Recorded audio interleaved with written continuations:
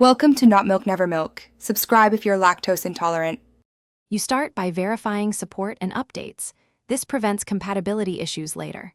Next, create a robust unlock method so only you can access the folder. Once done, enable necessary permissions for storage and apps. This lets secure folder isolate apps and files.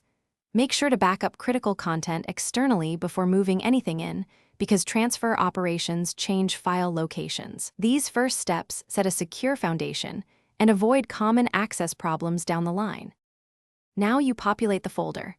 Add apps either by copying existing ones or installing fresh instances so their data stays isolated.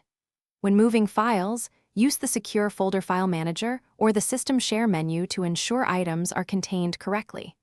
Also, check and modify permissions for each app inside the folder. Apps inside have independent permissions and notifications. If you follow these steps, the folder remains a sandboxed environment, protecting sensitive data while keeping functionality intact. Finish by testing everything. Unlock the folder, open apps and files, and confirm sync or backup behavior. Then tighten settings like auto lock and notification hiding so sensitive previews don't leak. If you ever get locked out, don't panic.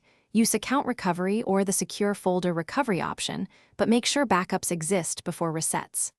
One key tip: if an app behaves oddly, remove and re-add it inside the folder. This often clears permission or visibility conflicts without risking data.